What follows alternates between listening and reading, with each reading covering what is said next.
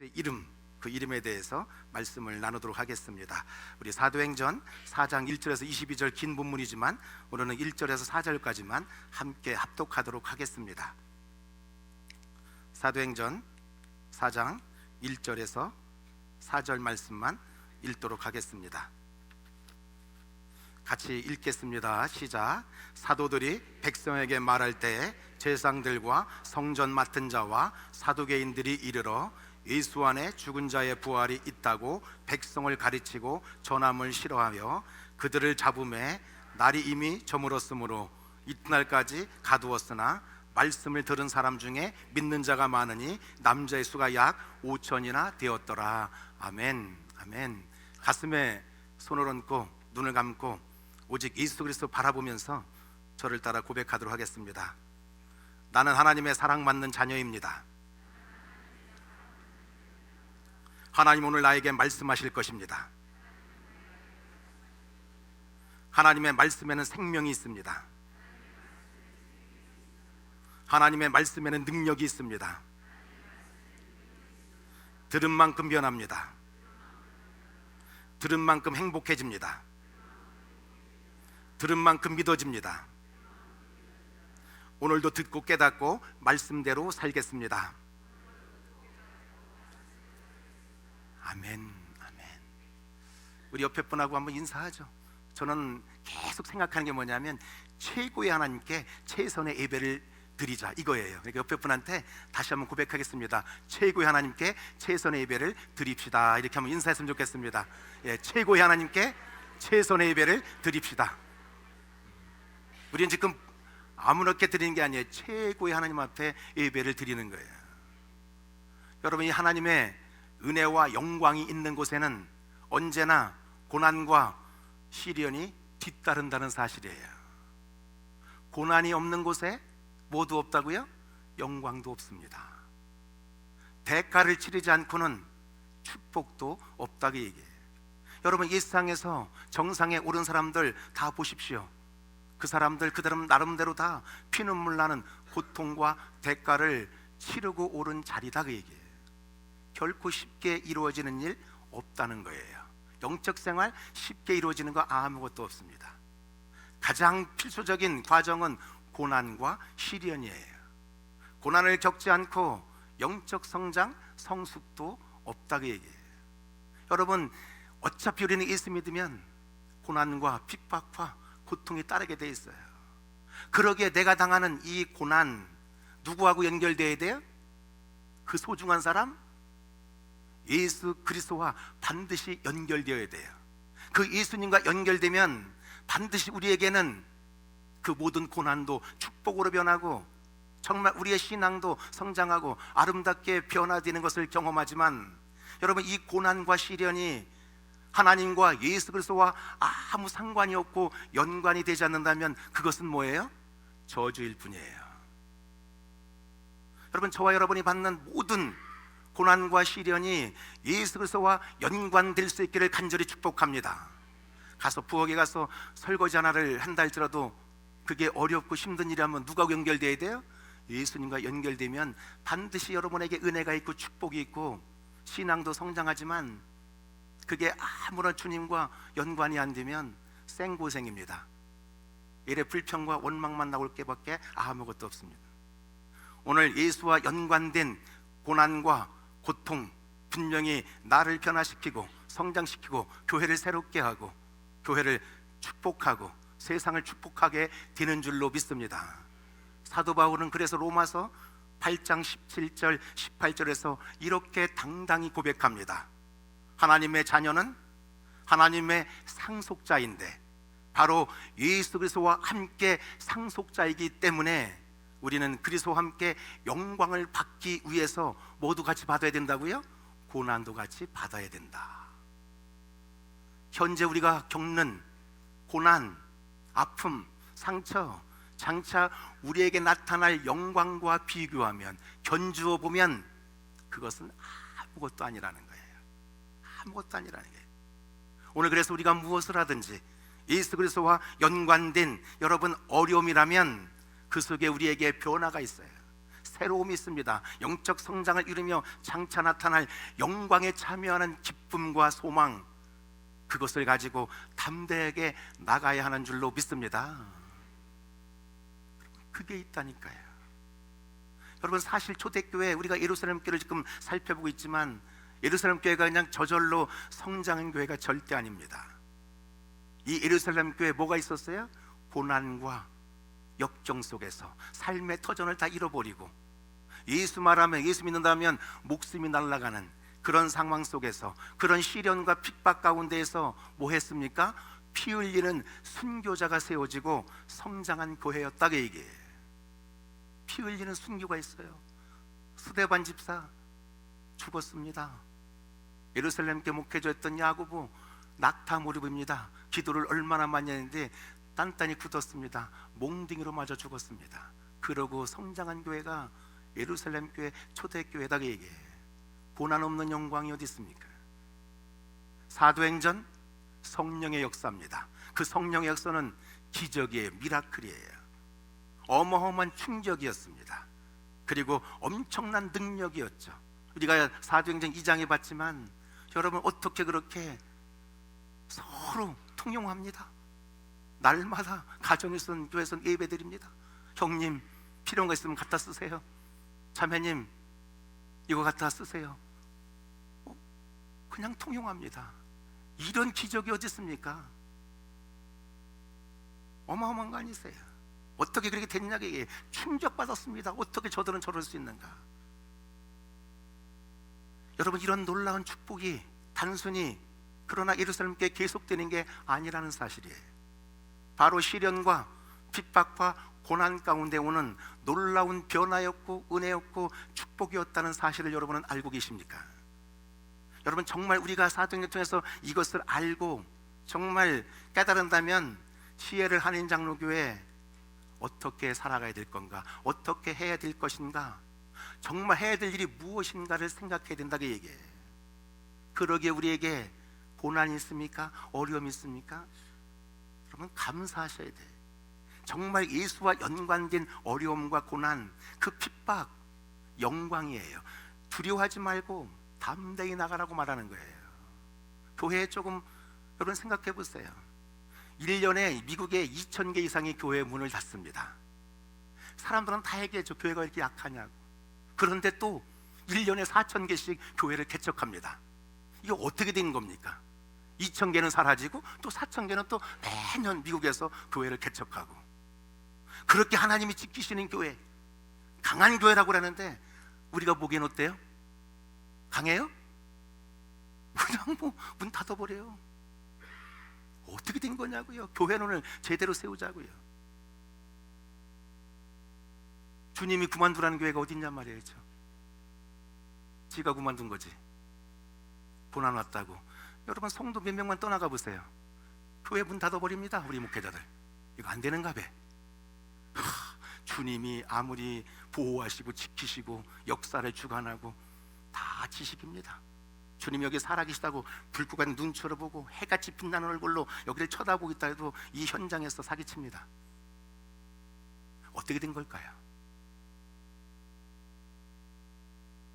왜 그렇게 예수 그리스도의 고난의 흔적, 그렇게 그것을 부끄러워하고 두려워할까요? 여러분, 그 고난의 현장에 예수 그리스도와 고난이 연결되어 있고 그분의 스티그마, 정말 그분을 위해서 물질도 시간도 마음도 상처를 받고 고난을 받았다면 반드시 그 속에 영광이 있고 축복이 있고 성장도 있고 성숙도 있고 변화와 기쁨이 있는데 왜 그렇게 부끄러워할까요? 사도행전 3장에서 태어나서부터 안징뱅이가, 여러분, 일어나는 기적의 사건, 그렇게 일어났다 해서 하나님의 역사가 일어났다 해서 모든 사람이 기뻐하고 즐거워할까요? 그러지 않다는 거예요. 4장 7절 같이 한번 읽어보도록 하겠습니다. 사도행전 4장 7절 같이 읽습니다. 시작. 사도들을 가운데 세우고 묻되 너희가 무슨 권세와 누구의 이름으로 이 일을 행하였느냐. 사도들을 가운데 세워놨습니다. 그리고 안진뱅이를 너희들이 무슨 권세와 누구의 이름으로 일으켰냐, 고쳤냐 따지고 죽이려고 지금 시비하고 있습니다. 지금 같으면 쉽게 말하면 이런 거예요. 누구 마음대로 너희들이 의사도 아니면서 무면허로 이런 의료 행위를 고쳤느냐? 고발하겠다. 인생 끝장나겠다. 겁주고 있는 거예요. 그렇게 시비를 걸고 따지고 있다고 얘기해요. 여러분, 다시는 이런 짓 하지 말라고 지금 위협하는 거예요. 그렇다면 지금 하나님의 역사, 하나님의 일을 거부하고 반대하고 방해하는 사람이 누구냐고 얘기해요. 1번 스님, 2번 교회 안에 대지상, 서기관들, 사두개인들, 목회자, 장로, 권사, 집사, 그 얘기하는 거예요. 어디에요? 스님일까요? 4장 1절 다시 정성을 차리고 읽어보자 얘기해요. 4장 1절 그냥 우리 쉽게 읽었는데 다시 한번 읽어봅니다. 시작. 사도들이 백성에 말할 때 제사장들과 성전 맡은 자와 사두개인이 이르러 2절 예수 안에 죽은 자의 부활이 있다고 백성을 가르치고 전함을 싫어하며. 누가 했습니까? 스님이 했습니까? 이슬람이 와서 그랬습니까? 교회 안에서 그랬습니다. 가장 중책을 받은 분들. 여러분, 하나님의 역사와 일을 방해하는 게 누구냐? 놀랍게도 제사장들과 성전 맡은 자와 사두개인이라고 성경은 분명히 기록하고 있습니다. 여러분, 이 사람들이야말로 제일 먼저 하나님의 역사, 하나님의 사건을 가장 기뻐하고 감사해야 될 성전에서 봉사했던 그런 사람들 아닙니까? 제사장이 누구예요? 제사장, 이스라엘의 명실공히 유대인들의 영적, 정신적인 지주예요. 백성들이 예배하고 나갈 길을 제시하는 거예요. 그리고 백성들을 감싸고 위로하고, 여러분, 하나님을 섬기는 놀라운 사람들이에요. 성전 맡은 자가 누구냐고 얘기해요. 이스라엘 사람들이 가장 소중히 여기는 그 성전, 목숨을 내놓고도 성전을 지키잖아요. 그 성전을 경비하고 질서를 유지한 굉장한 직급을 가진 사람들이에요. 사두개인이 누구예요? 부활을 믿지 않지만 메시아 오심을 대명하고, 그리고 정치적인 권력과 의탁해서, 로마와 의탁해서 이스라엘의 상류층을 형성한 사람들이에요. 여러분, 이들이 성전이 있었기 때문에, 하나님을 믿기 때문에 이런 일이 있었단 말이에요. 이런 제사장들, 성전 맡은 자들, 사두개인들 별개의 사람이 아니라 다 똑같은 사람들이었다고 얘기해요. 그들은 이스라엘의 전반에 걸쳐서 명실상부한 실세 그룹이었어요. 그들 말 한마디면 얼마든지 목숨이 날아갈 수 있는 권세를 가진 사람들이다 그 얘기예요. 지금도 목회자가 사기칠 수 있죠. 저한테 바른 소리 하면 어마어마하게 당하신다고 겁먹고, 목회자가 뭘 잘못해도 한마디 말도 못하고 조용히 해라고, 잘못하 그러면서 이 불충을 용서하소서 그러면서 그 목사한테 충성하다가 자살로 끝내는 장로님들 계세요, 안 계세요? 눈물 나지 않습니까? 실세 중에 실세들 아니에요? 그렇게 이들은 어느 누구보다도 가장 하나님을 잘 섬기고 가장 하나님을 위해 살아야 되는데, 이들은 가장 하나님 주님을 방해하고 복음을 방해하고 그런 추한 사람이 되었다는 사실을 여러분은 알고 있냐고 얘기해요. 제가 왜 이런 말도 안 되는 강단에서 제가 여성 문제 생기면 자리에 목을 쳐달라고 왜 새벽에 기도할까요? 무서운 거 아니겠어요? 돈 문제 생기면 차라리 저를 죽여달라고, 그런 일에 근처도 가지 않게 해달라고. 여러분, 이 사람들 왜 그렇게 됐을까요? 정말 하나님을 바로 알고 바로 믿기에는 너무나 많은 권력과 재물이 있었다는 거예요. 한국교회 재물이 너무 많습니다. 디모전서 말씀 그대로 임합니다. 돈이 많아서 뭐합니까? 믿음이 떠나갑니다. 돈 때문에 믿음이 사라집니다. 그리고 날마다 근심으로 자기를 찌릅니다. 왜 세습합니까? 아니, 정말 그 아들이 누구보다도 탁월하고 잘 돼서 모든 성도들이 해서 한다고 하면 누가 모르겠습니까? 방해해서 누가 있겠습니까? 다른 거 필요 없이 근데 거기에 뭐가 들어있습니까? 온통 비리가 들어가 있잖아요. 그거 밝혀지면 끝장나잖아요. 아시잖아요. 여러분, 이러니 이 사람들 신앙 자연스럽게 현실에 집착할 수밖에 없어요. 세상 것 추구할 수밖에 없었다, 그 얘기예요. 그래서 하나님을 못 믿는 거예요. 하나님 아무리 살아있다 해도 안 되는 거예요. 여러분, 이런 모습이 우리하고 전혀 다른 세상 사람들이라고 생각하면 안 돼요. 바로 예수를 믿고 하나님을 섬긴다는 우리들의 모습이다, 그 얘기예요. 얼마든지 그렇게 될 수 있다는 사실을 아셔야 돼요. 제가 한국에 갔을 때 이렇게 시내를 투어해주면서 저기가 연예인 누구 건물이라고 그 말을 안 해줄 때는 제가 뭐 그렇다는데 그거 연예인 건물이었다가 제가 와 너무 좋네 그러고다가 한쪽에 갔는데 그분이 그러셨어요. 저 건물은 실세 중에 실세 건물이라고. 저 건물 저기서 잘못했다가는 죽는다고. 건드릴 수가 없다고. 여러분, 한국의 실세 중에 실세 건물이라고 얘기하면서 거기 가서 누가 노상방뇨하겠습니까? 거기서 누가 함부로 하겠습니까? 못합니다. 잡혀가서 죽을 수 있으니까. 근데 하나님은 실세 중에 실세, 최고의 하나님이 이곳에 계신다 그래도 우리 얼마나 우습게 여깁니까? 태도, 마음가짐 얼마나 우습습니까 우리? 그러기에 교회론도 똑바로 가르치려고 하는 거예요. 소아시아 7교회, 7개 교회 중에 칭찬받은 교회가 몇 개입니까? 2개뿐이 없습니다.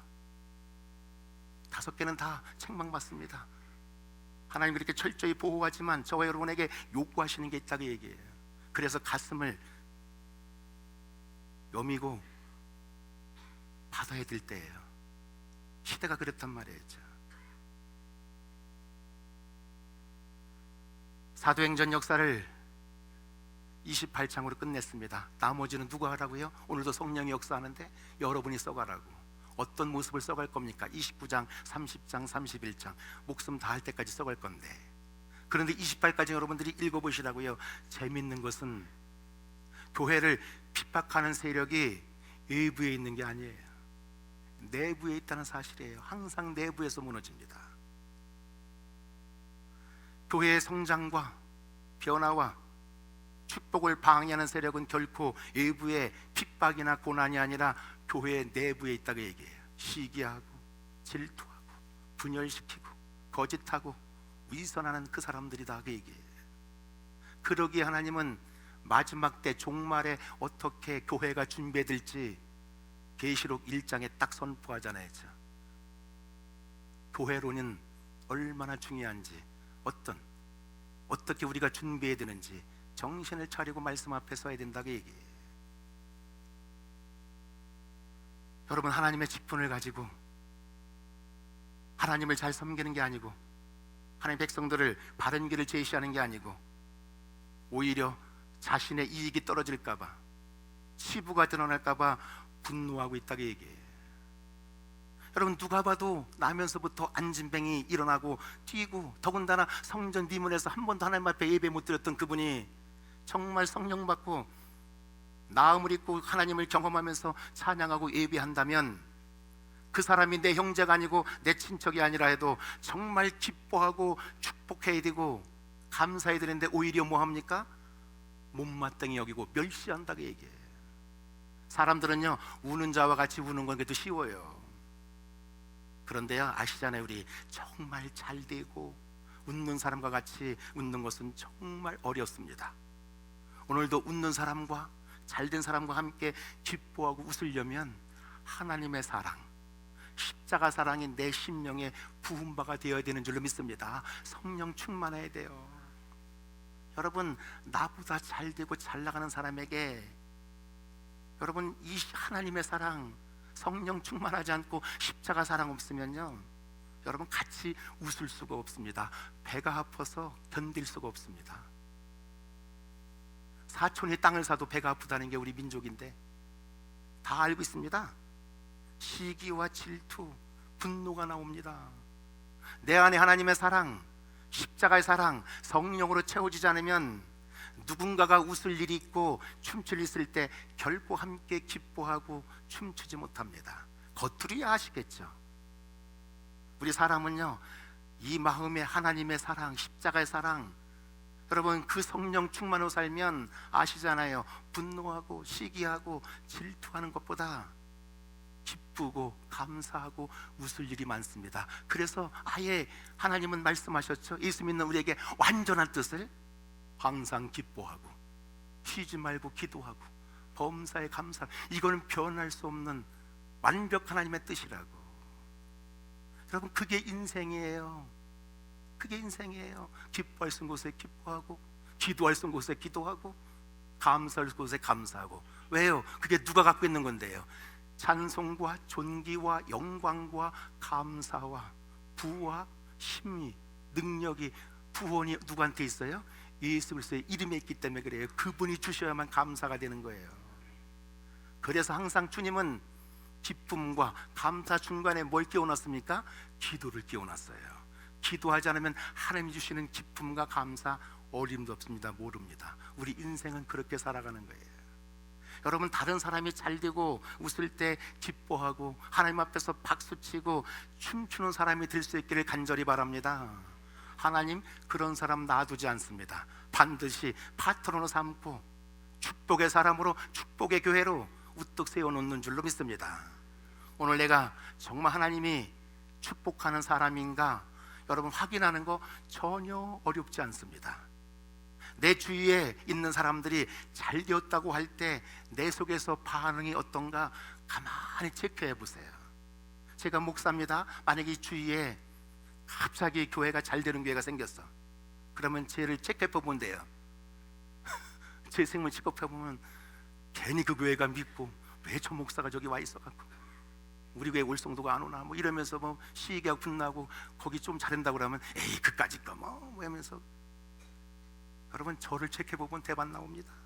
저만 그럴까요?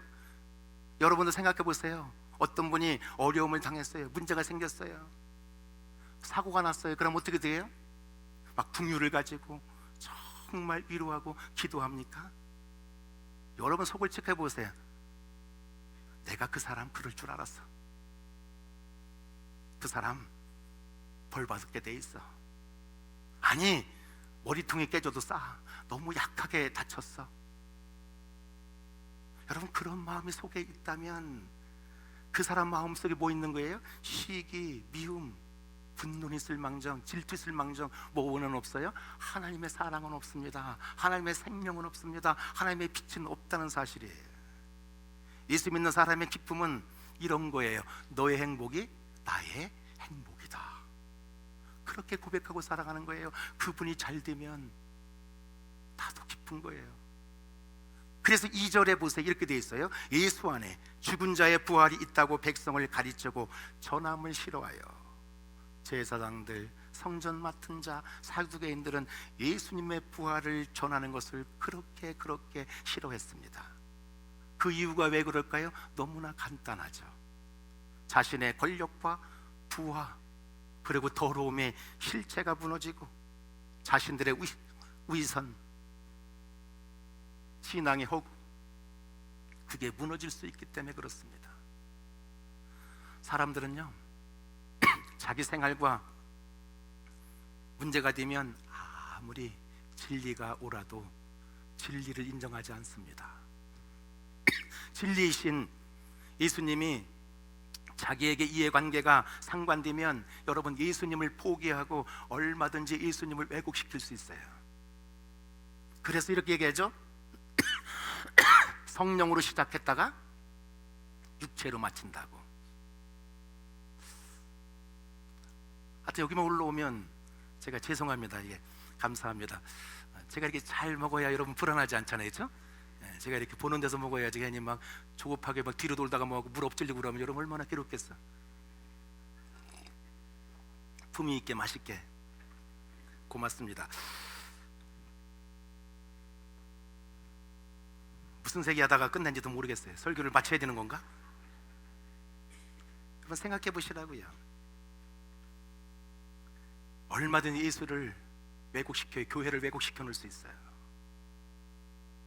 여러분, 우리 성도들 중에서도 얼마든지 그렇잖아요. 예수 그리스도가 자기와 정말 사랑과 생명의 핏궤 관계가 아니라 어떤 이해 관계가 되고 불순한 관계가 되면요, 자기가 옳지 않는다는 것을 다 알면서도 교회와 하나님의 일을 거침없이 방해한다는 사실이에요. 아무리 합리적인 말로 포장을 해도 여러분, 예수님과 신앙을 왜곡시킬 뿐이에요. 교회를 왜곡시켜 놓을 뿐이에요. 여기에는요, 뭐가 있다는 거예요? 영적인 이유가 있다는 걸 알아야 돼요. 우리 교회는. 여러분, 사탄은 예수님을 영접하고 웰컴할까요? 거부할까요? 거부하죠. 죄는 빛을 좋아할까요? 어둠을 좋아할까요? 어둠을 좋아하죠. 빛을 거부하게 돼 있어요. 죄는. 하나님은 사랑이고 생명이고 빛이에요. 그걸 거부하게 돼 있다니까요. 세상은 죄악을 좋아하고 성령의 빛을 거부하게 되어 있어요. 그러나 사탄은 하나님을 대적할 수가 없습니다. 그래서 사탄은 하나님을 거부하고 대적하기 위해서 누구를 택하냐고 얘기해요. 사람을 택한다고 얘기해요. 사람을 통해서 하나님을 대적하고 예수 그리스도를 싫어하게 만든다고 얘기해요. 수많은 사람들이 하나님과 예수 그리스도를 거역하고 욕까지 합니다. 이게 사람이 하는 게 아니에요. 그 사람 속에 역사하는 사탄이 있기 때문에 그렇다고 얘기해요. 사탄의 영향력 때문에. 여러분, 하나님이 자신의 형상으로 창조한 그 소중한 인간을 통해서 하나님을 거역하게 하는 것, 이게 영적인 일이에요. 하나님 마음에 치명타를 심어주는 거예요. 우리는 사탄에게 치명타를 입혀야지 왜 어찌 우리 아버지 하나님을 치명타 입혀야 되겠냐고 얘기해. 사탄은 사람의 영혼과 인격을 쥐고 하나님과 예수님을 거부하고 거역하게 만든다고 얘기해요. 그래서 예수를 거부하는 것은 여러분, 사탄의 영향력 안에 있다는 것을, 이 영적인 일을 아셔야 돼요. 오늘 제사장들, 성전 맡은 자와 사두개인들, 이 세 부류의 사람들은 하나님과 율법을 안 한다고 자부하는 사람들이에요. 쉽게 얘기하면 종교의 전문가다고 얘기해요. 그런데 이들은 종교의 이 전문적인 것 같고 아무리 합리적으로 예수를 거부하고 여러분 난리치면서 예수를 십자가에 못 박혀 죽었습니다. 그리고 예수님이 부활하셔서 나타나셔도 절대로 믿지 않고 거부합니다. 그래서 오늘도 중요한 게 있죠. 내가 어떤 직분을 가지고 있느냐가 것보다 더 중요한 게 뭐냐면 예수님을 영접하고 성령 받고 성령 충만한 사람이 되어야 하는 줄로 믿습니다. 성령의 사람이 되어야 돼요. 오늘도 사탄의 영향력이 있으면 이 교회 안에 들어와도요, 예수가 보이지 않습니다. 그 결과가 바로 3절로 나타나는 거예요. 3절 보십시오. 같이 읽습니다. 시작. 그들을 잡음에 날이 이미 저물었으므로 이튿날까지 가두었으나 사도들을 체포해서 구금했습니다. 왜요? 신문에서 죽이기 위해서. 이들만 죽이면 더 이상 예수가 증거되지 않고 자신들의 지위를 지킬 수 있다고 여겼습니다. 4절 읽겠습니다. 시작. 말씀을 들은 사람 중에 믿는 자가 많으니 남자의 수가 약 5천이나 되었더라. 예수를 전하는 사도들을 감옥에 가둬놔도 핍박을 해도 믿는 자가 남자만 여러분 5천 명이 됐다고 말씀해요. 이게 말씀의 권세고 하나님이 일하는 증거예요. 놀랍잖아요. 말씀이 얼마나 중요한지. 말씀 듣는 게 제대로 듣고 깨달아야 순종해 보잖아요. 여러분, 핍박이 왔는데 말씀이 선포되니까 오히려 리바이벌 부흥이 왔다는 거예요. 여러분, 믿는 자에게 핍박과 고난은 정말 제대로 말씀이 선포되면, 제대로 말씀을 깨달으면 성장의 기회라는 사실을 여러분 알고 있냐고 얘기해요.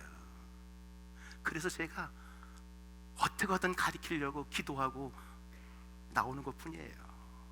왜? 그게 사도행전이기 때문에 그래요. 여러분, 믿는 자 남자만이 5천 명이래요. 그러면 여자는 없었겠어요?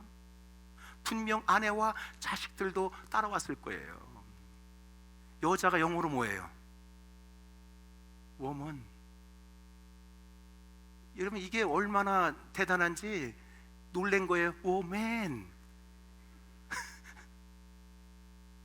남자보다 더 대단한 분들이 여자들이란 말이죠. 그래서 아담도 놀랬잖아요. 여자다 여자. 오멘. 그게 워먼이에요. 뭐 다른 게 워먼이 아니라. 교회는 그 여자들 때문에 되는 거예요. 그러니 여자가 안 데리고 나왔겠어요? 자식들 줄줄이 데리고 나왔지. 남편 혼자만 가 있는 거 못 보잖아요. 이래서 부흥하는 거예요.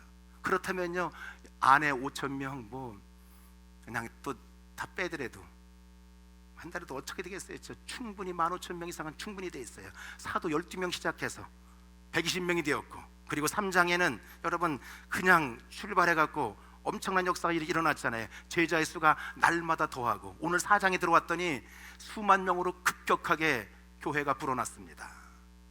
여러분 이게 예루살렘 교회 사람들이 전도를 잘해서 되었다고 여러분 생각하세요? 하나님이 하시는 거예요. 어디서 오는지 알 수 없지만 사람이 몰려오는 거예요. 그러나 하나님은 중요한 게 있어요. 하나님은 모이기만 하신 분이 절대 아니라고요. 그래서 교회론이 중요한 거예요. 예루살렘 교회 다 흩어버립니다. 사도행전 1장 9절의 말씀 그대로 드러냅니다. 예루살렘과 유대와 사마리아와 여러분 땅끝까지 흩뜬다고 증인이 되라고 그랬잖아요. 그래서 아시아로 다 흩어지게 합니다. 어떻게 흩었습니까? 핍박이 오고 고난이 오고.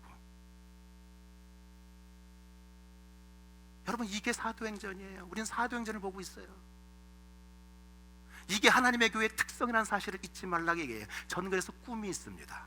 우리 CL 한인장로교회는 하나님의 말씀이 제대로 선포되고, 그리고 하나님의 사람들을 하나님이 보내주시고, 그리고 이 땅과 전 세계 열방으로 예수의 이름을 들고 흩어지는 그런 교회가 되기를 간절히 기도합니다. 교회는 얼마나 많이 모였느냐, 그게 능력이 아니라 얼마나 많은 성도를 예수의 이름을 제대로 갖고 온 세계에 파송하느냐, 거기에 능력이 있는 줄로 믿습니다. 그게 능력이에요. 그러기 위해서는 이런 꿈을 가졌다면요, 여러분 4절을 다시 봐야 되는 거예요. 4절 분명히 얘기잖아요. 말씀을 들은 사람 중에, 이렇게 돼 있어요. 말씀을 들은 사람 중에. 너무너무 중요한 거예요. 예루살렘이 커진 이유는 바로요 성령의 역사와 말씀이었다고 얘기해요. 말씀을 들었기에. 다시 말씀드리지만 예루살렘 교회 성도들이 무슨 전도를 어마어마하게 잘해서가 아니라 성령의 역사가 있었고, 말씀을 제대로 들었다고 얘기해요. 제대로 선포했다고 얘기해요. 그래서 사람이 오는 거고 교회가 커지는 거고, 사람이 변하는 것이고, 그것은 다 성령의 역사예요. 성령의 역사는 언제나 미라클, 기적이 있다는 사실이에요. 하나님은 없는 것도 있게 하시고, 죽은 자도 살리시고, 불가능도 가능케 하시는 분이다, 그 얘기죠. 이런 하나님의 역사, 성령의 역사, 성령의 바람이 불어오면 여러분 말씀이 제대로 깨닫고 제대로 알면 자기 자신만 보던 사람들이 여러분 한 영혼을 품고 죽은 영혼이, 잃어버린 영혼이 돌아오는 기쁨을 알고, 그리고 민족을 품고 기도하고 세계를 품는 하나님의 사람들로 세워진다고 얘기해요. 기도해도요, 저는 무릎 꿇어 보니까 주님이 얘기했잖아요. 왕들을 위해서, 임금들을 위해서, 지도자를 위해서 기도하라고. 저는요 제 상상으로 들어갑니다. 백악관, 트럼프 머리에다 제가 안수하는 거예요. 문재인 독장에 안수하고. 아니 하라고 그랬잖아요. 여기서 왜 못합니까? 하는 거죠. 여러분 중요한 게 있어요. 우리는 성령을 받지 않으면 아무것도 못한다는 사실을 알아야 돼요. 또 하나 중요한 게 말씀이 중요하다는 사실을 알아야 돼요. 성령과 말씀 아무리 봐도 성령께 도와주지 않으면 아무것도 깨닫지 못해요. 초대교회 예루살렘 교회 성도들은 성령을 받았고, 그리고 그것으로 끝나지 않습니다. 이들은 말씀을 들었습니다. 믿음은 어디서 나느냐고 로마서의 사도 바울은 10장 17절에 분명하게 말이죠. 믿으면 들으면 안다. 어떤 걸 들어야 돼요? 세상 잘 먹고 잘 사는 소리? 그게 아니라 말씀을 들어야 된다고 말씀하잖아요. 여러분 믿음은 결코 생각을 많이 한다고 되는 게 아니에요. 믿음은 말씀을 들을 때 생기고, 믿음은 성장한다는 사실이에요. 여러분 이걸 알았던 예루살렘 교회 이제 4장에 다음 주 설교할 때 보세요. 이렇게 된 걸 다 알렸습니다. 예수 전하면 우리 다 죽는데 예루살렘 교회 성도들에게 다 얘기해 줬습니다. 그랬더니 뭐에 그들이 기도합니다. 진동이 났습니다. 그리고 더 담대하게 하나님 말씀을 증거해 달라고 기도하고 증거합니다. 숨으십시오. 사도 당신들 없으면 우리 다 끝장납니다. 뭐 그런 얘기 하지 않습니다. 더 목숨 내놓고 담대히 말씀을 전하게 해달라고. 그렇게 시각이 바뀐다고 얘기해요. 그러게 우리는 성경 공부도 하고 예배 때마다 전심으로 설교를 듣고 말씀을 듣고 순종케 해달라고 기도하고 혼자 스스로 퀴트도 하고 스스로 성경도 읽을 수 있는 능력을 배양해야 된다고 얘기해요. 그것만이 나를 살리고 교회 공동체를 살리고 다음 세대와 열방을 살리는 줄로 믿습니다. 요즘은요, 아시잖아요, 개인주의 성향이 너무 만연합니다.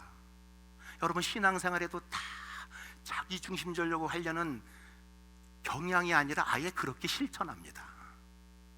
여러분, 주일에 굳이 교회에 출석해서 예배 드리는 것 이제는 안 해도 된다고 생각하는 젊은이들 꽉 차 있습니다. 그리고 주말에 또 얼마나 바쁩니까? 놀러 갈 일도 많고 여가 생활하는 것도 많고. 그런데 현대 IT 기술이 얼마나 발달했습니까? 그거에 쾌재를 부르잖아요. 저한테 당당히 말하잖아요, 우리 젊은 분들. 인터넷 동영상으로 영어 할 줄 알면 전 세계에 뛰어난 설교 다 듣고 어디서나 들을 수 있고 어디서나 예배한다고 자랑하시잖아요. 굳이 교회 안 가도 된다고. 더군다나 요즘은요, 프라이버시를 얼마나 중요하게 여깁니까? 요즘 젊은 세대들 보세요. 굳이 교회 공동체 들어가고 목장에 들어가서 자신과 자녀들의 이야기, 가정의 시시콜콜한 문제를 뭐 하려고 남에게 오픈하는 거 할 필요가 뭐 있냐고. 그거 다 꺼립니다. 비판하는 얘기는 잘해도요, 자신이 지금 구원의 확신도 없고 성령 받은지 안 받은지도 애매모호하고, 애매모호하면 안 받은 거예요. 뭘 그렇게 고민할 거 없다니까요. So easy. 근데 그걸 고민하고 머리를 뜯고 있고 말씀도 안 보면서 들었다고는 그러고. 여러분, 교회를 다닌다고 해도 그냥 조용히 예배드리고 밥 있으면 얼른 밥 먹고 누가 봉사실까 봐 그냥 눈치 막 좌우로 보시다가 얼른 그냥 사람 눈 피해서 바람처럼 사라지기를 좋아하는 세대라고 지금요.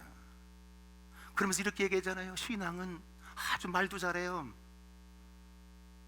개인적으로 나와 하나님과 직접적으로 교제하는 거지 꼭 교회 공동체에 그런 데가 속해서 그럴 필요가 뭐 있냐고. 아니, 요즘은 당당히 얘기한다. 저는 그런 소리를 들을지 몰랐어요. 그러면서 이건 있어요. 신앙을 통해서 얻고자 하는 관심이 있어요, 우리 젊은 세대들. 제가 너무 전곡을 찔러서 미안해요. 관심은 있어요. 어떻게 하면 믿음으로 나의 상처를 치유받을 수 있을까? 맨날 내 상처 치유받는 거예요. 초급, 중급, 고급으로 치유받아야 되는데 왜 이 교회는 중급으로 치유받는 프로그램은 없어요? 상처 고급으로 치유받아야 되는데 그건 왜 없냐고 그러고 말도 못해요. 대단합니다. 또 이래요. 믿음을 왜 갖느냐? 어떻게 하면 믿음으로 나의 가능성, 그것을 극대화시켜서 어떻게 하면 직장에 진급하고 사업을 잘하고 잘 먹고 잘 살아갈까? 모든 게 개인적인 차원으로 초점을 맞추고 저한테 질문하고 덤벼들어요. 이게 우리 젊은 분들이에요. 우리 교회 성도들이에요. 뭐 다른 데가 아니고 제가 뭐 딴 데서 들어와서 한 얘기 아니에요. 우리가 알아야 될 게 있어요. 교회 공동체에서 주님의 몸에 떨어져 나가는 것, 여러분, 그런 성도들 자신도 모르게 마귀와 사탄의 무서운 밥이 되고 공격이 그대로 노출되고 만다는 사실이에요. 여러분이 캘리포니아 갈 때 세크라멘토 쪽 가면 포도나무 밭이 많습니다. 여러분 들으셨죠? 포도나무가 어떻게 하면 서로 열매를 크게 만들려고 막 낑낑대고 소리 지르는 거 들으셨죠? 들으셨죠? 포도가 어떻게 하면 내 저놈보다 내가 더 큰 열매를 맺어야 되겠다가 막 힘을 쓰고 막 그런 거 들으셨잖아. 안 들으셨는가 보네? 그런 짓 안 합니다. 포도도 누구한테만 붙어 있습니까? 포도나무에 가지가 붙어 있으면 돼. 예수님한테 붙어 있으면요 되는 건데, 여러분 그걸 모른다고. 주님의 몸이에요. 교회는 그리스도의 머리고 거기에 떨어져 가면서 열매를 맺은대요. 또 대단한 짓을 합니다. 구원받은 성도, 교회와 운명 공동체예요. 나눠지면 죽는 거예요. 부부가 더 나눠지면 둘이 되는 게 아니에요. 나눠지면 죽는 거지. 우리를 구원하신 주님 친히 교회의 머리가 되시고 우리를 교회에 그분이 속하게 하셨다고요. 에클레시아, 그분이 부르셨어요. 제가 여러분 쫓아다니면서 밥 사주면서 불러온 사람 있으면 나와보라고 그래요. 교회를 통해서 하나님은 하늘의 은혜를 누리도록 그렇게 하셨다고. 누가 하신 거예요? 하나님이 하셨어요. 그래서 교회가 살아야 내가 사는 거예요. 교회 죽고 내 살 수 없어요. 내가 속한 가정과 일터도 그 영적인 생기가 흘러가게 된다고 얘기해요. 그래서 내가 살기 위해서라도 교회는 살아야 되고 건강해야 되고, 살아있는 교회가 나에게 힘을 준다는 사실을 잊지 말라고 얘기해요. 그걸 우리가 만들어내야 돼요. 복음서에 보면 씨를 뿌리는 비유가 나옵니다. 여기서 씨가 뭐예요? 말씀이잖아요. 말씀이 성령을 받은 후에 그 마음이 옥토처럼 순전한 마음 가운데 정말 말씀이 뿌려지면 30배, 60배, 100배 열매를 맺게 된다고 말씀한다고요. 정말 성령 받고 말씀을 받으면 자기 생각, 자기 상식, 경험 다 뛰어넘습니다. 그래서 변하고 성장하고 열매를 거두게 되는 줄로 믿습니다. 믿음 생활을 변하고 여러분 자라야 재미가 있습니다. 하다못해 호박 하나 길러도 자라야 재미가 있습니다.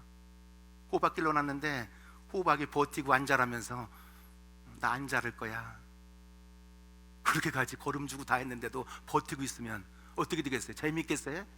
에이, 엎어버리고 말지. 여러분 성장하지 않으면 재미가 없는 거예요. 사실 생명은 변하고 자라는 거예요.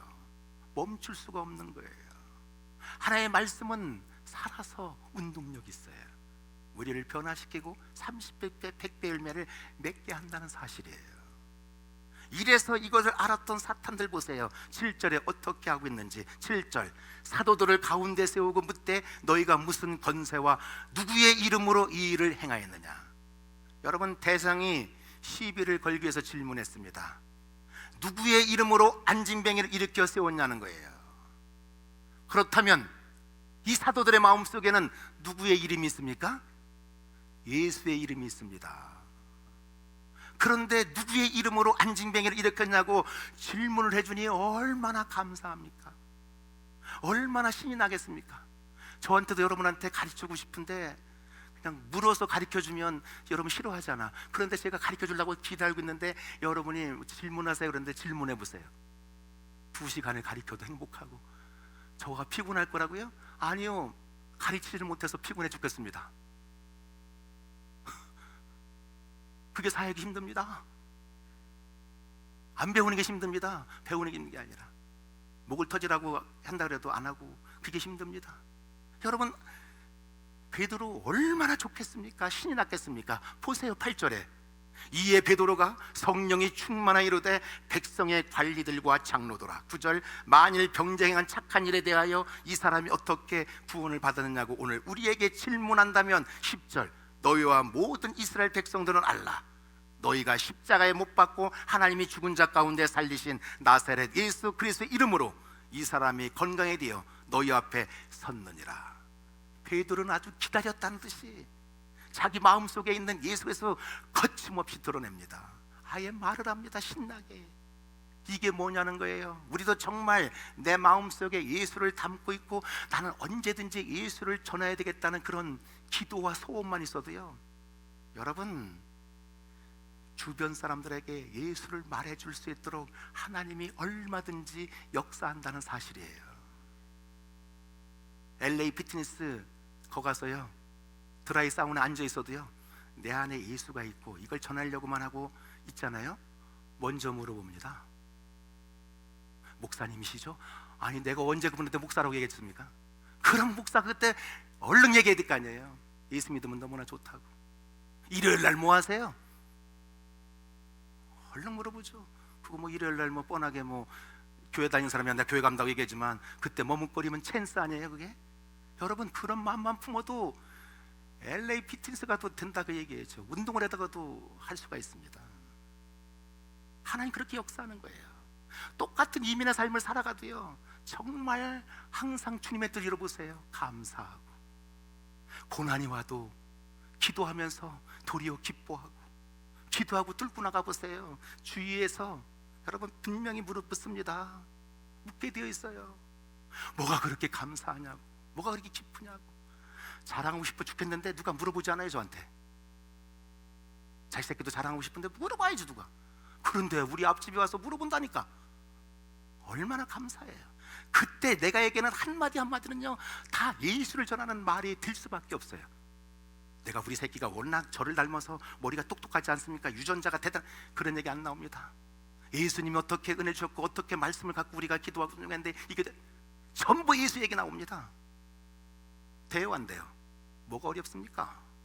일제시대 때 최권능이에요. 최권능 목사님 있어요. 그분이 예수를 전하다가 일본 형사한테 잡혔습니다. 아니 천황을 섬겨야 되는데 그래서 매를 팼습니다. 사정을 팼습니다. 그런데 매를 칠 때마다 아니 이 최권능 목사님은 예수가 나오는 거예요. 얼마나 기분 나쁘니까 때리면 살려달라고 그래야 되고 아주 그냥 기가 죽어야 되는데 계속 예수를 얘기하는 거예요. 그러니까 형사가 매를 때리다가 아니 너는 어떻게 이렇게 맞아도 예수라고 하느냐고 그렇게 물었더니 최권능 목사님이 뭐라는지 아세요?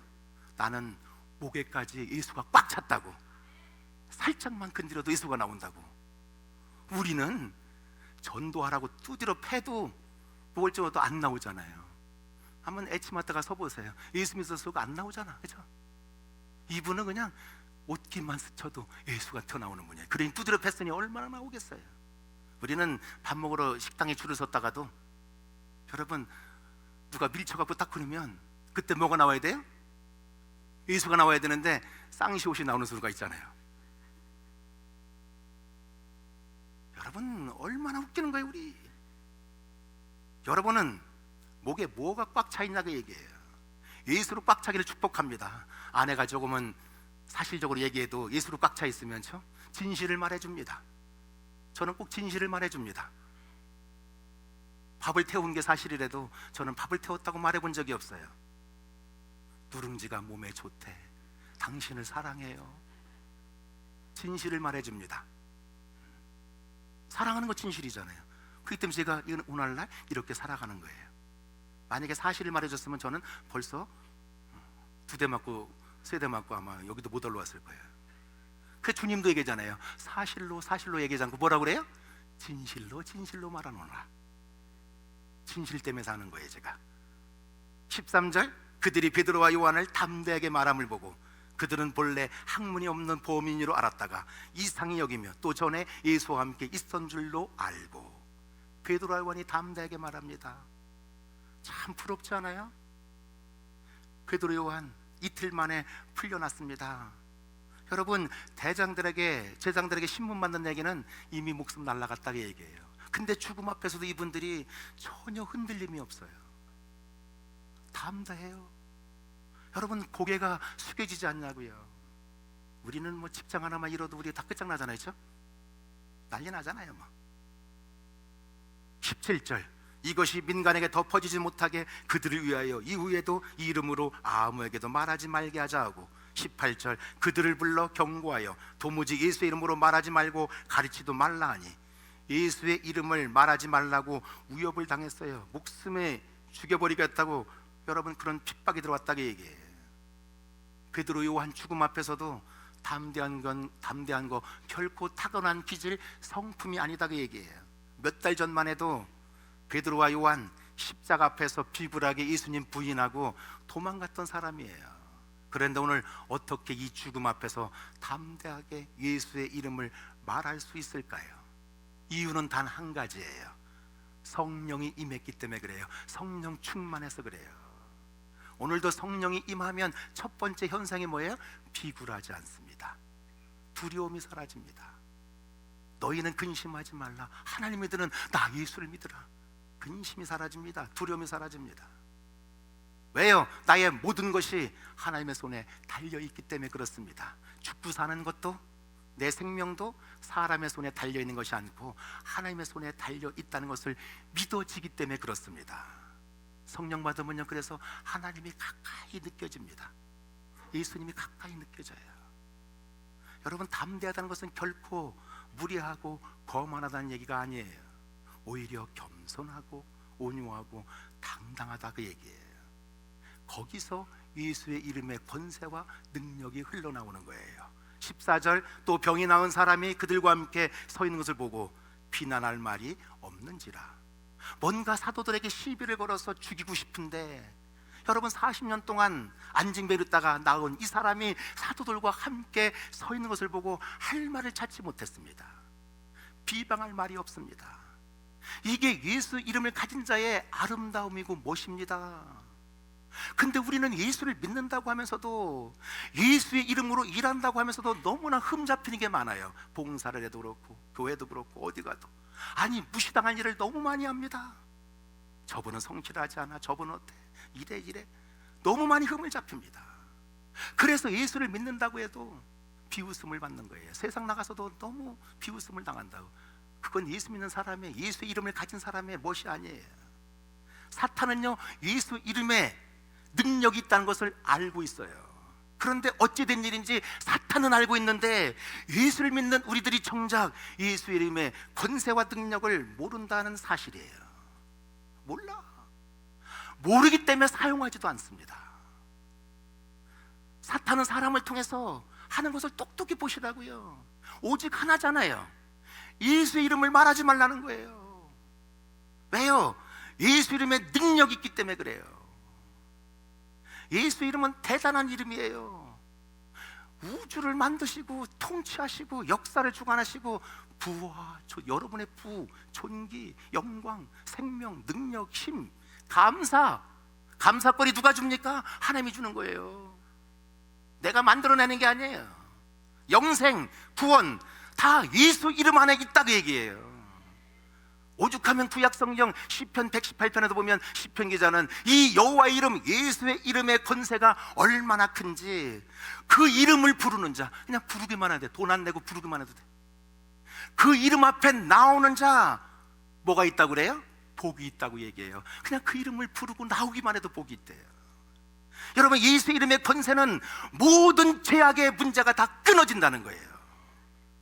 영광스러워진다는 거예요. 존귀해진다는 거예요.